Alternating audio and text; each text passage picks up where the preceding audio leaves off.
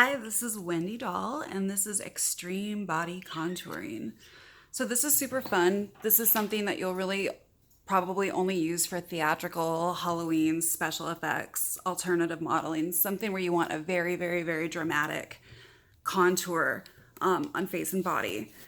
And I'm using my phone as my mirror, so it might get a little unusual, and that's okay.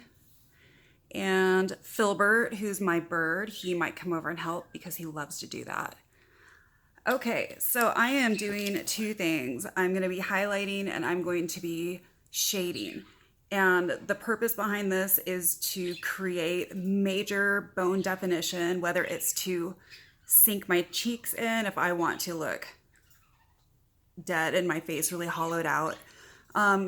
If I want to highlight where I have bone definition, and then I can contour to make the bone definition look even more defined. And then also contouring if there are parts of my body that I want to emphasize or cover up a little bit more. And I'll show you that on my arms. And for this, I am using two colors. I'm using a matte black and a matte white. Both are full pigmented. The matte white that I'm using is actually a full coverage foundation powder. You can find things like that in Halloween stores right now if you wanted to recreate this. And then it's just a black matte eyeshadow that I'm using for the black. I'm going to be using a little blush brush to do the shading with the black, and I'm using a little flat foundation brush to do the highlighting. I like to use brushes that are the right size for the body part that I'm working with. So these will work fine for like chest, arm, and for face even. Okay, so the first thing I'm gonna do is I'm gonna take my brush and put it in the black, and I'm gonna just kind of swirl it in there and tap it off like you would with your powder or blush normally. And I'm going to push my bones out as far as I can so I can create really defined collarbones, neck, chest bones to create a really ghostly sunken in effect. I'm using black and white because for my coloring, that is appropriate. For horror movie stuff, for extreme lighting effects, that's going to be appropriate. If you're someone who has a very cool or a very warm complexion, let me know and I could recommend some other colors for you, or you probably already have some bronzers and things that you're working with already, but I'll show you this with black and white. And again, it can always be modified for your own coloring. So I'm not used to using this as my mirror, so this will be interesting.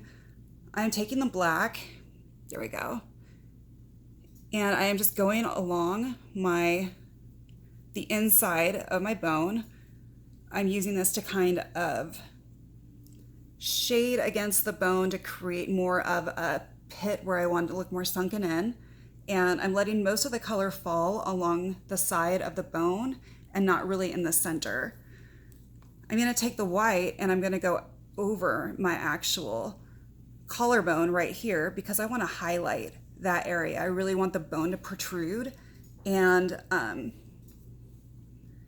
using a flat brush because white, I really want that to be visible and really get in there, while black is a lot easier to get on things. It's really going to show up if you put black eyeshadow, and if you accidentally just drop it against you, you've got black eyeshadow there. So the blush brush, using that helps me blend. I can add more white. I really don't want to add more black. I really just want to be able to keep that without me having to get into it a whole bunch and create a bunch of black lines. So the deepest part of the black is going right against the bone, and then I'm just kind of shading in along the lines that I already see. I'll shade here, I'll shade here, I'll shade here, and on this side as well. So I'm defining the bone structure that I have, but on a very dramatic level. And then I'll go with my white, and I'm highlighting again on my collarbone. I'm going to highlight these spots that I did not go over with the shading because these are, again, it's something we want to create dimensional, just a more hollowed out or bony sort of appearance. So that's why we're just going to go black and white, and then that kind of gray blended color. So I'll get in here a little bit more. Now, if I was having a hard time figuring out where to apply this, if I was having a hard time identifying my bones, you can hunch your shoulders over as much as you possibly can, and then just put little marks where you want to kind of guide you. And I can show you on my chest how I would do that. So on your chest, ladies, if you want to emphasize cleavage, if you want to create like perkier looking boobs or décolleté, you can certainly shade in the center and just lightly work your way up. Shading down the center gives the appearance of cleavage and bigger boobs. And then you can always highlight on the top, highlight on the top. I would not be wearing a shirt or something that I was doing the photo shoot in. I would not be wearing my costume while I'm doing that. I would put it on afterward because of the fallout and things on it. So I'm wearing a shirt right now from the band In the Silence from Sacramento, California. You should check them out if you haven't already. They're amazing. And I'm just going back over with this brush to blend. Because while I do want there to be a huge contrast between bone and shading, I also don't want it to be completely linear and look unnatural. I really do want it to be something that lighting effect can pick up and just really, really, really pronounce. And if I was doing something like maybe a sugar school or something that was very linear or stacked, if I was doing some very dramatic face contouring, I would probably show you something a little bit more linear, but this we just want to look natural for what we're doing in a theatrical kind of setting.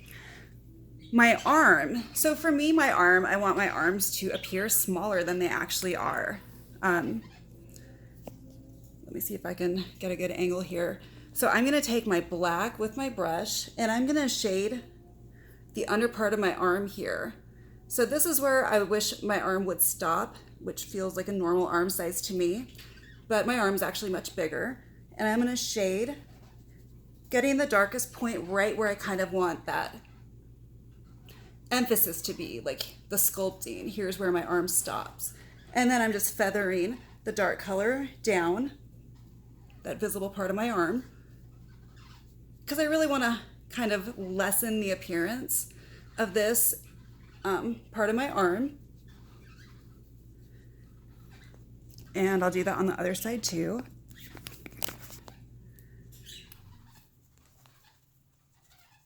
There we go. Okay. We all have little parts of our bodies that we want to accent, to make look beautiful, and things that we may want to cover or shade or hide a little bit. So this is just an easy way to do it. And it really does show up in photography, like a much more sculpted body part, and can be kind of forgiving. It's kind of nice when you can use extreme body contouring and be able to do things with your arms or your face or your chest or your collarbone to create a different effect. You can also do this on your face if you wanted to give another, again, it's going to be like a sunken in appearance. And you would certainly follow your cheekbone. My face always looks a little hollowed out, but it's also round sometimes too. So finding that shadow underneath my cheekbone, and then blending up and then kind of downward, where again, I'm sculpting out my cheekbone there, giving it kind of a three-dimensional effect. And this looks kind of goofy. This is my first time trying to do this with my phone and not a mirror, so it's a little goofy for me, but I'm hoping that you can see it well enough to get what I'm doing here. And then I'm taking the white and I'm highlighting my actual cheekbone because I want that to really stand out and protrude almost, and I really want that sunken in effect. When my face is feeling rounder, I can take that black and I can take it not on my face, but around my jawline, up by my ears. I can take it on my chin a little bit.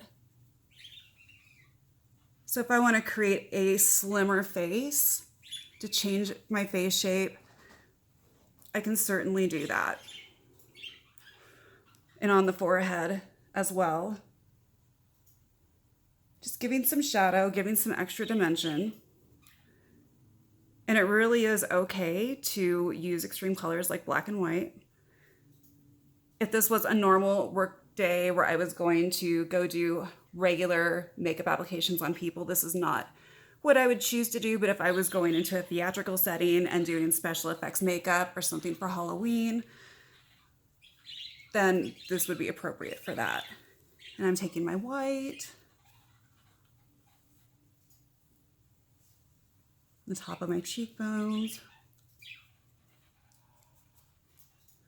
We want to focus the white on the areas that we really, really want the camera or the lighting to pick it up. And then we're shading the things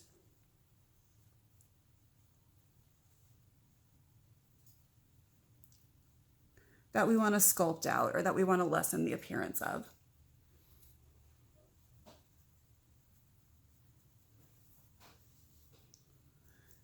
And I'm brushing out towards my hairline.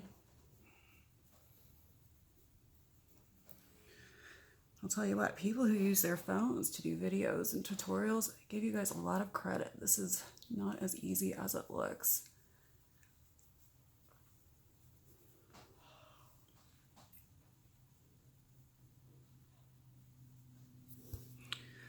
And of course I can see where, oh, we go back over, add a little more white. Maybe I sculpted too much on one side, or maybe I realized, oh, I want to highlight that a little bit more. Maybe I want to make that a little bit more pronounced. Maybe I want to underemphasize this. So the trick is blending, but the trick is also not being afraid to use colors like black and white. The thing about black and gray tones is they go great with pale people, in general, and then anybody who is wanting to kind of really change that definition. If you're in a photography setting, if you're in a Halloween setting. What was the question? Somebody was asking me about concealer. I'll do something else on concealer. And someone else was asking me about bruising and ligature marks, and that will be the next video that I do. So this is some extreme body contouring. You saw that on my arms. And I can certainly take my white and go over the parts of my arm that I want to show up and look defined, where I've shaded to sculpt what I kind of want to hide. I have tattoos on my arm, so I don't do a whole lot of highlighting on the arm because I like my tattoos to be nice and bright. I try to avoid getting too much makeup around that. Of course, I will shade the underneath part, of course. I do want that sculpting to do its very best if I'm on camera, because I would like my arm to look smaller. If you have any questions, if you have any ideas, if you have anything that you would like to see, comment and let me know. Thank you so much. This was my first time doing this, and I appreciate your patience in figuring this out along with you. And right now I'm just doing some shading again where I have some bone definition, and you can take this all the way down your rib cage. I mean, just use your fingers. If you're struggling with it, use your fingers to find exactly where those bones are that you want to highlight, and start with your highlighter first if that's the case. If you're struggling to figure out exactly where, use your fingers as a guide and then give yourself little marks, and that's kind of your point of reference as to where your makeup should go for highlight. You know that you'll shade behind that to create that collarbone effect, to create the really strained neck effect, to create that hollowed out face effect, or to create that sculpted arm effect. All right, I look forward to doing the bruising and ligature mark video for you guys. Thank you so much for watching. Please subscribe. I will be doing more videos. After Halloween, I'll be doing more regular makeup type of things, tutorials, everything from complexion to eyelash application and all kinds of fun like that. But I wanted to try to get some theatrical things in there, some horror movie type things before we get to Halloween, so that if it can help you with your costume or with some idea or anything that you're doing, it's here for you. Thank you. And I'm Wendy Doll. You can find me online, wendydollcreative.com. I'm on Instagram, Wendy Doll MUA. And you can email me your thoughts, or if you have any questions that I can directly help you with, wendydollmua@gmail.com.